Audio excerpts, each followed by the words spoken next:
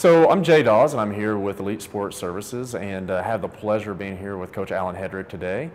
Coach, really appreciate you taking the time to spend with us and chat a little bit about some of the things that you're doing down here at CSU Pueblo. That you asked me. Thanks. And, hey, so just to give the audience a little bit more information about you, I mean, you've got just a wealth of experience, and you've been at so many different big programs, and have done this for so many years. Can you kind of give us a quick background, a snapshot of where you've been, what you've done, and kind of what got you to this point? Yeah, absolutely. So I'm from California originally, born and raised. I got my undergraduate degree at Chico State in exercise science. It's kind of interesting. When I graduated, I went to one of my professors and asked him where he recommended I go to get my master's degree, and he recommended BYU. And so I applied, was accepted, and we were literally just a couple weeks away from moving to Provo, and a job at Fresno State came open. My wife has relatives in the area. Like I said, we're from California, so it made it much closer for us. And so we went down, and I interviewed for the job there and was hired at Fresno State. So I ended up getting my master's degree at Fresno State after being about 2 weeks away from moving to Utah. After having graduated from Fresno State with my master's degree, my first job coming out of college was at the Olympic Training Center in Colorado Springs as a research assistant, which was a one-year appointment at the time. So at the time, my wife and I had 2 kids. We made the move out to Colorado, even though it was a one-year appointment, knowing that having the opportunity to put the Olympic Training Center on my resume would be a huge advantage for me. So we took the risk, thinking that we were going to be moving out to Colorado for a year.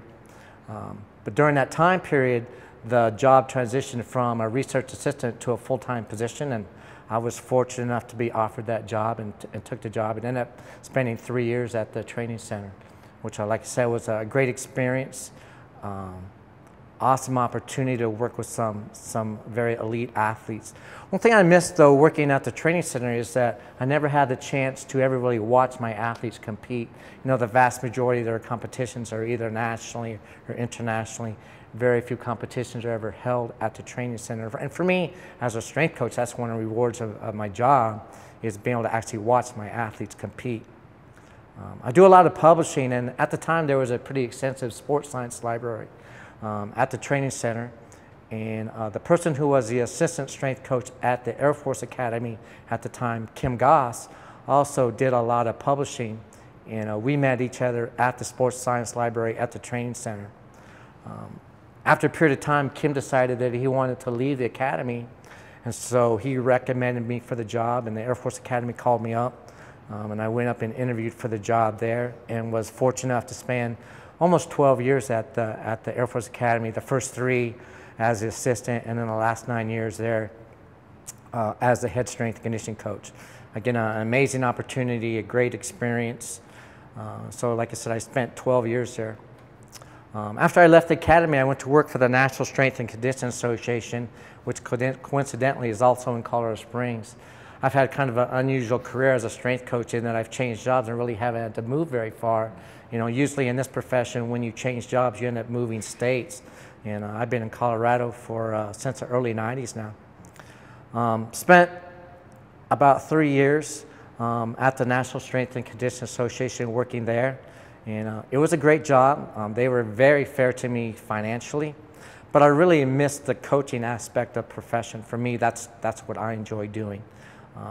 When they started the football program at CSU Pueblo, they didn't have a strength and conditioning coach position, and including through that first season. But the second year, they got that position approved.